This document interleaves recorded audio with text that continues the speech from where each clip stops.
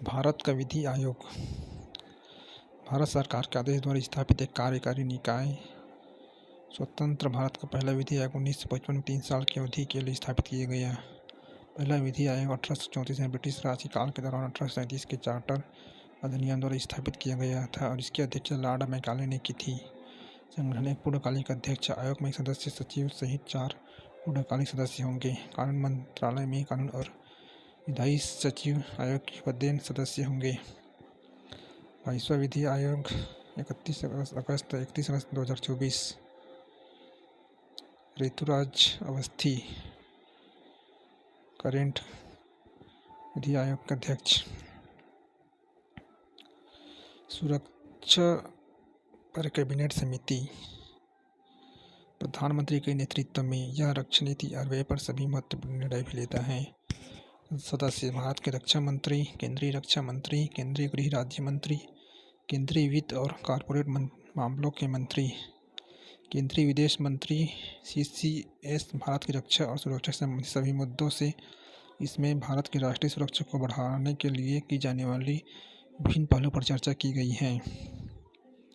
Cabinet commission on security approved 19,000 crore mega navy deal for BrahMos missiles. Governance one stop centre महिलाओं एवं बाल विकास मंत्रालय MWE द्वारा शुभारंभ किया गया। वन स्टॉप सेंटर OSC स्थापित करने के लिए एक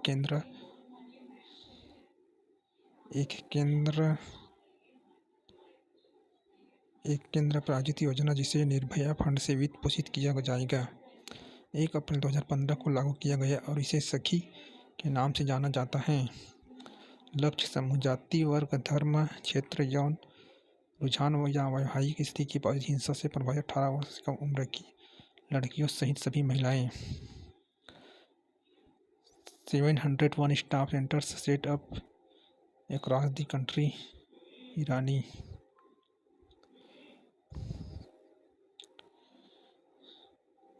सी केयर्स पोर्टल विकसित और design centre for development of advance computing CDEC। यह कोयला मंत्रालय के तत्वाधान में एक स्वायत्त संगठन वर्ष 1948 में स्थापित। इसकी स्थापना कोयला क्षेत्र के श्रमिकों को सामाजिक सुरक्षा प्रदान करने के उद्देश्य से भविष्य निधि और पेंशन योजनाओं के संचालन के लिए की गई थी। Prime minister of coal mines and parliament affairs Shri Pralhad Joshi. Union minister of coal mines and parliamentary affairs Pralhad Joshi launches C cares web portals of CMFO।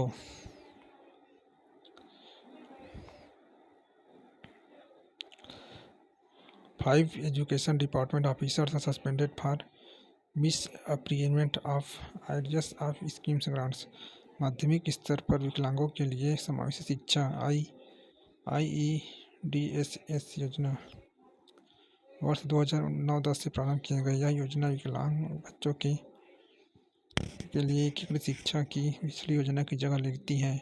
इस योजना का उद्देश्य सभी विकलांग छात्रों को 4 साल की माध्यमिक शिक्षा प्राप्त करने में सक्षम बनाना है। यह योजना अब 2013 से राष्ट्रीय माध्यमिक शिक्षा अभियान RMSA के अंतर्गत शामिल हो गई है। घर go home and reunite portal development launched by NCPCR to digitally monitor and track the restoration and reparation of children. घर जाओ और पुनः एकजुट हो जाओ पोर्टल बच्चे की बहाली और प्रत्यावर्तन की डिजिटल निगरानी और ट्रैक करना। राष्ट्रीय बाल अधिकार संरक्षण आयोग NCCR द्वारा विकसित और लॉन्च किया गया। भारत में बाल तस्करी को संबोधित करने वाला एक सराहनीय पहल।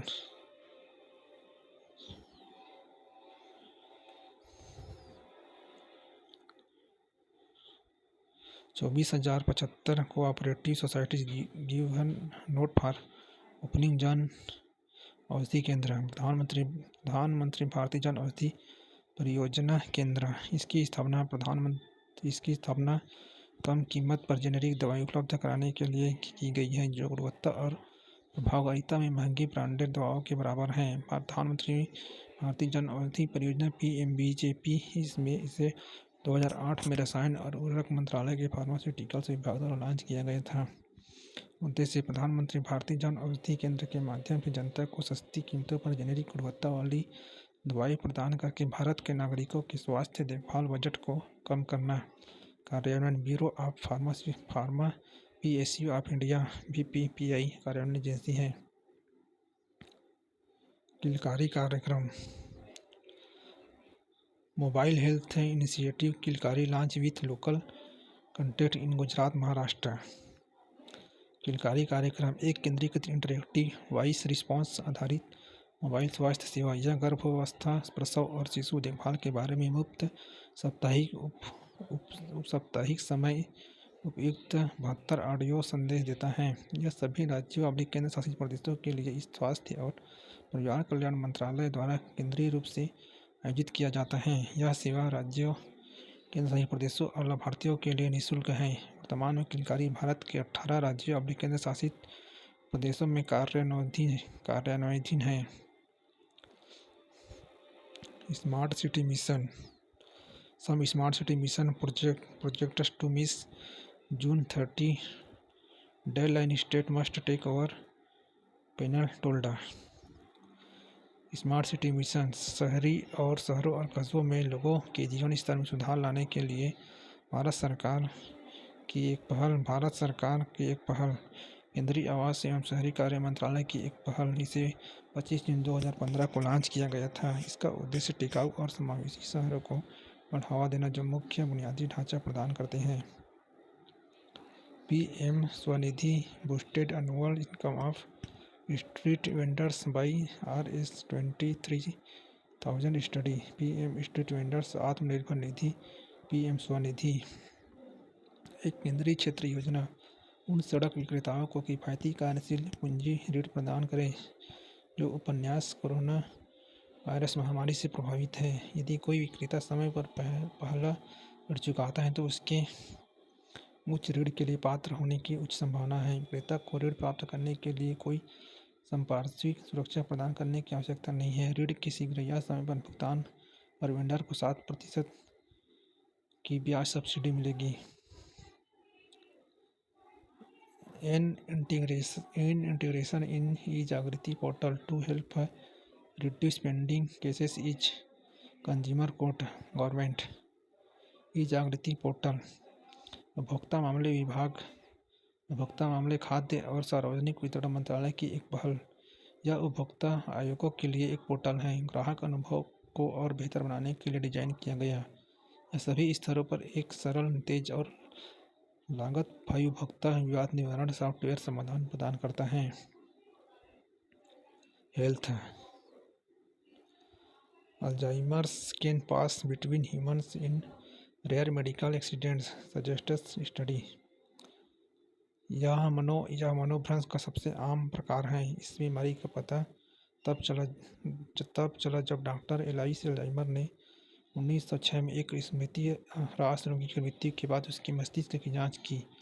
इसे मस्तिष्क के वे भाग शामिल होते हैं जो विचार, स्मृति और भाषा को नियंत्रित करते हैं।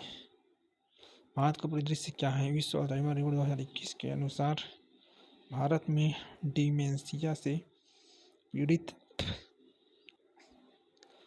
10 में से केवल एक व्यक्ति को ही बीमारी का निदान, उपचार या देखभाल मिलती है। इन पर्सपेक्टिव वैक्सीन सुरक्षा जाल। The health Indian project joins WHO's vaccine safety net. इसे 2003 में लॉन्च किया गया था। यह वैक्सीन सुरक्षा वेबसाइटों का एक वैश्विक नेटवर्क है जिसका मूल्यांकन WHO द्वारा किया जाता है। इसकी 12 भाषाओं में से 47 सदस्य वेबसाइट हैं।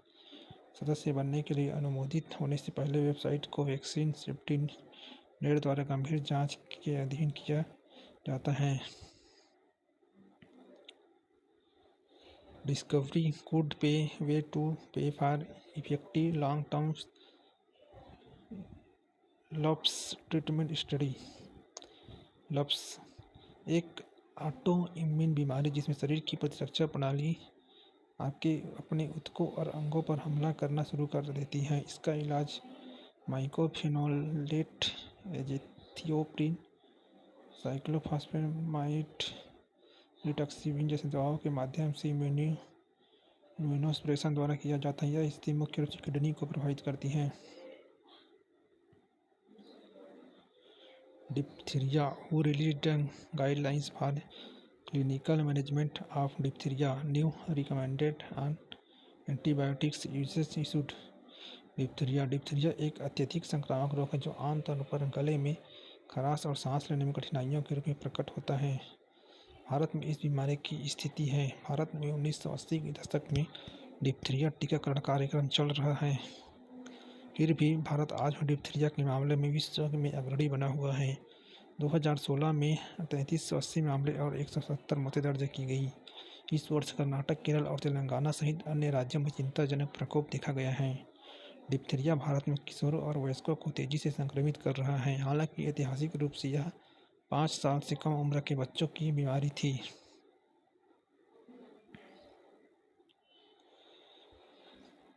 WHO launches digital health platform agreed upon in India's G20 presidency. Digital स्वास्थ्य पर वैश्विक पहल GIDH परिचय। WHO और भारत की G20 अध्यक्षता द्वारा प्रबंधित यह WHO प्रबंधित नेटवर्क के रूप में कार्य करेगा।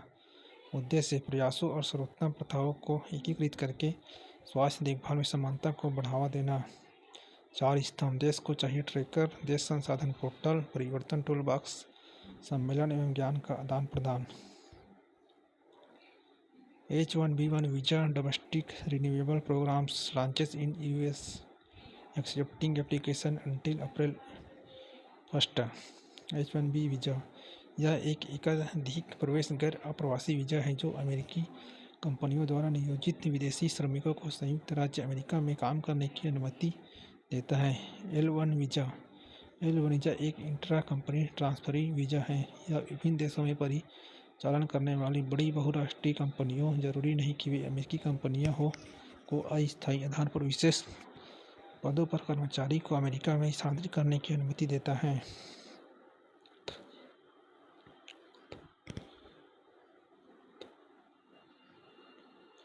विश्व सतत विकास WSDS शिखर सम्मेलन उद्घाटन उपराष्ट्रपति। ऊर्जा और संसाधन संस्थान टेरी का वार्षिक प्रमुख कार्यक्रम 2001 में स्थापित। ग्लोबल साउथ में स्थित सतत विकास और पर्यावरण पर केवल स्वतंत्र रूप से अंतर्राष्ट्रीय शिखर सम्मेलन आयोजित किया गया। WSDS 2024 शिखर सम्मेलन का 23वां संस्करण है। WSDS 2024 थीम सतत विकास और जलवायु न्याय के लिए नेतृत्व।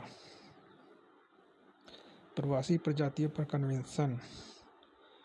14th convention of the parties to the convention on the conservation of migratory species UNEP के तहत एक अंतर सरकारी संधि जिसे बान कन्वेंशन के नाम से जाना जाता है 1989 में हस्तांतरित और 1983 में से लागू 1 मार्च 2023 तक CMS में 133 बैठ गया है। भारत भी 1983 में CMS का एक पक्ष है। उद्देश्य अपनी संपूर्ण सीमा में स्थलीय, समुद्री और पक्षी प्रवासी प्रजातियों का संरक्षण करना। CMS के अंतर्गत परिशिष्ट फर्स्ट सूचीबद्ध करना, संकटग्रस्त प्रवासी प्रजातियां।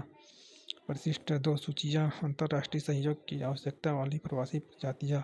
विश्व के 2.4% भूमि क्षेत्र के साथ भारत ज्ञात वैश्विक जैव विविधता में लगभग 8% का योगदान देता है। Indian PM Modi to attend world government summit 2024 as guest of honours in UAE। विश्व सरकार शिखर सम्मेलन WGS वार्षिक वैश्विक सभा संयुक्त अरब अमीरात के उपराष्ट्रपति और प्रधानमंत्री के नेतृत्व में 2013 में स्थापित किया गया। यह प्रतिवर्ष दुबई संयुक्त अरब अमीरात में आयोजित किया गया। विश्व सरकार शिखर सम्मेलन WGS 2024 थीम भविष्य की सरकार को आकार देना। यह छत्तीसगढ़ मुख्य विषयों पर केंद्रित होगा। सरकारी तोरण और परिवर्तन, आर्टिफिशियल इंटेलिजेंस और नेक्स्ट फ्रंटियर्स, विकास और भविष्य की अर्थव्यवस्था की पुनर्कल्पना, भविष्य के समाज और शिक्षा, स्थिरता और नया वैश्विक बदलाव, शहरीकरण और वैश्विक स्वास्थ्य प्राथमिकताएं। India rejects European FTA data exclusive demand to protect interest of generic drugs firms. यह 1960 में स्टॉकहोम कन्वेंशन द्वारा स्थापित एक अंतर सरकारी संगठन है। उद्देश्य यूरोप और वैश्विक स्तर पर अपने सदस्यों के बीच मुक्त व्यापार और आर्थिक एकीकरण को बढ़ावा देना। EFTA के वर्तमान में 4 सदस्य देश हैं: आइसलैंड, लिechtenstein, नॉर्वे और स्विट्जरलैंड। EFTA देश ने मुक्त व्यापार समझौते के सबसे बड़े नेटवर्क में से एक विकसित किया है। EFTA भारत का 9वां सबसे बड़ा व्यापारिक भागीदार है, इसका 2020-21 में भारत के कुल व्यापारिक व्यापार का लगभग 2.5% हिस्सा है। Absconding murder convict with Interpol red notice brought back from UAE CBI। Interpol 7 सितंबर 1923 को अंतर्राष्ट्रीय आपराधिक पुलिस आयोग के रूप में स्थापित 1938 तक कार्य किया। ICPC को 1949 में पुनर्जीवित किया गया और संयुक्त राष्ट्र द्वारा इसे सलाहकार का दर्जा दिया गया। इसका नाम बदलकर अंतर्राष्ट्रीय आपराधिक पुलिस संगठन इंटरपोल कर दिया गया। अंतर सरकारी संगठन जो 195 सदस्य देशों से बना है। मुख्यालय इंटरपोल का मुख्यालय लियोन, फ्रांस में स्थित है। मुख्यालय इंटरपोल आधिकारिक भाषा अरबी, फ्रेंच, अंग्रेज और स्पेनिश इंटरपोल की आधिकारिक भाषाएं हैं। उद्देश्य इंटरपोल नोटिस का भी उद्देश्य सभी सदस्य देशों में पुलिस बलों को उनकी कार्यों को बेहतर ढंग से समन्वित करने में मदद करता है। EU launches Red Sea mission as US ship attacks twice। Mission spites लाल सागर में मालवाहक जहाज़ों को यमन के हौथी विद्रोहियों के हमलों से बचाने के लिए एक यूरोपीय संघ EU नौसैनिक मिशन योजना 1 वर्ष के लिए बनाई गई है, लेकिन इसे नवीनीकृत किया जा सकता है। लाल सागर यह अफ्रीका और एशिया महाद्वीपों के बीच हिंद महासागर का एक अर्ध संलग्न प्रवेश द्वार या विस्तार है। यह दुनिया के सबसे गर्म समुद्रों में से एक है। यह दक्षिण में अदन की खाड़ी और बाब अल-मंडेब की संकीर्ण जलडमरू के माध्यम से अरब सागर और हिंद महासागर से जुड़ा हुआ है। लाल सागर सिनाई प्रायद्वीप द्वारा अकाबा की खाड़ी और स्वेज की खाड़ी में विभाजित है। यह प्रसिद्ध स्वेज नहर के माध्यम से भूमध्य सागर से जुड़ा हुआ है। सीमावर्ती देश यमन, सऊदी अरब सीमा, मिस्र, सूडान, इरिट्रिया और Djibouti. Raisina dialogues begins today, everything you need to know about the conference. Raisina dialogue यह भू राजनीतिक और भू अर्थशास्त्र पर भारत का वार्षिक सम्मेलन है। भारत सरकार के विदेश मंत्रालय की साझेदारी में ऑब्जर्वर रिसर्च फाउंडेशन द्वारा आयोजित 2024 संस्करण का विषय चतुरंग संघर्ष प्रतियोगिता सहयोग निर्माण है। 6 विषयगत स्तंभ इसमें शामिल हैं: टेक फ्रंटियर्स, विनिमय और वास्तविकताएं, ग्रह के साथ शांति, निवेश और नवप्रवर्तन, युद्ध और शांति, शस्त्रागार और विषमताएं, उपनिवेशवाद से मुक्ति, बहुपक्षवाद, संस्थाएं और समावेश। 2030 के बाद का एजेंडा, लोग और प्रगति, लोकतंत्र की रक्षा, समाज और संप्रभुता।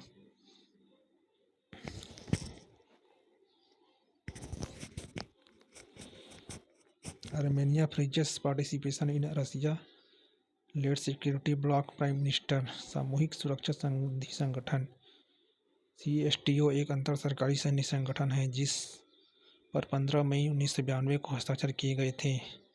इसके 6 सदस्य हैं: आर्मेनिया, बेलारूस, कजाकिस्तान, किर्गिस्तान, रूस और तजाकिस्तान।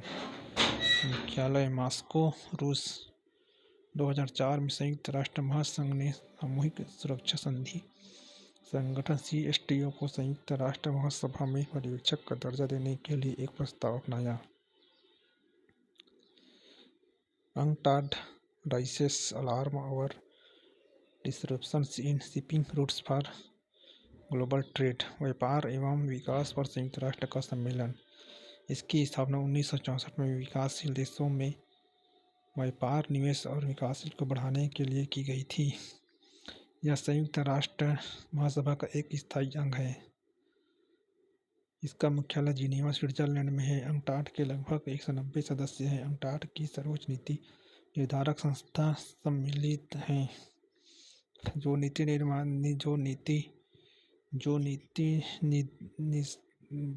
नीति दिशा निर्देश निर्धारित करने और कार्यक्रम तैयार करने के लिए हर 4 साल में एक बार बैठक करती है। प्रमुख रिपोर्ट व्यापार और विकास रिपोर्ट, विश्व निवेश रिपोर्ट, सबसे कम विकसित देशों की रिपोर्ट, अफ्रीका में आर्थिक विकास रिपोर्ट, सूचना अर्थव्यवस्था रिपोर्ट, प्रौद्योगिकी और नवाचार रिपोर्ट, समुद्री परिवहन की समीक्षा।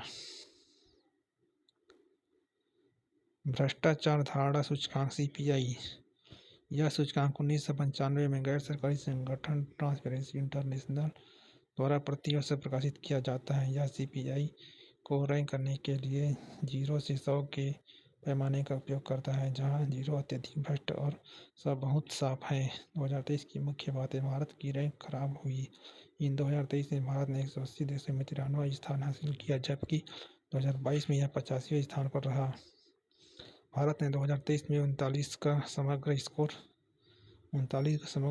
प्राप्त किया, जो 2022 में 40 के स्कोर से थोड़ा कम है। एशियाई क्षेत्र में शीर्ष प्रदर्शनकर्ता सिंगापुर 83 के स्थान के साथ एशियाई क्षेत्र में शीर्ष पर है, सूचकांक में 5वें स्थान पर है। शीर्ष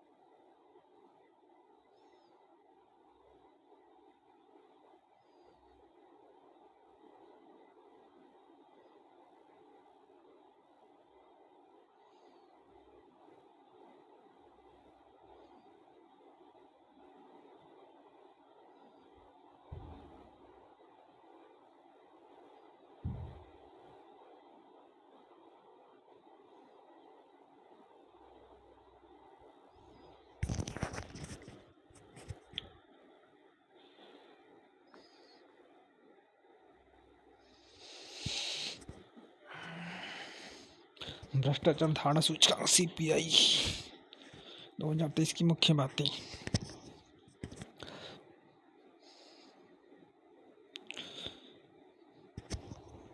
दो 2023 में 180 देशों में 93वां स्थान था। 2022 में 85वें देशों में 50वें स्थान पर रहा। 2023 में 39वां का समग्र स्कोर प्राप्त किया, 2022 में 40 के स्कोर से थोड़ा कम है। एशियाई क्षेत्र में शीर्ष प्रदर्शनकर्ता सिंगापुर 83 के स्थान के साथ एशियाई क्षेत्र में शीर्ष पर है, सूचकांक में 5वें स्थान पर। शीर्ष रैंकर्स शीर्ष पर डेनमार्क, उसके बाद फिनलैंड, न्यूजीलैंड और नॉर्वे हैं। सबसे निचली रैंक 180वें रैंक पर सोमालिया था, जिसका स्कोर सबसे कम 11 था। वार्षिक मृत्युदंड रिपोर्ट 2023 रिपोर्ट के प्रमुख निष्कर्ष। 2015 के बाद से मौत की सज़ा पर भेजे गए कैदियों की आबादी में 45.71% की वृद्धि हुई। उत्तर प्रदेश में मौत की सज़ा पाने वाले कैदियों की संख्या सबसे अधिक 119 थी। ट्रायल कोर्ट ने 120 कैदियों की मौत की सज़ा सुनाई। पिछले साल निचली अदालत में दी गई मौत की सज़ाओं की कुल संख्या में उल्लेखनीय गिरावट देखी गई। 2022 में 2022 में 167 से 2023 में 120 हो गई। इन 120 में से आधे से अधिक 55% मानव हत्या बलात्कार के मामले में थे।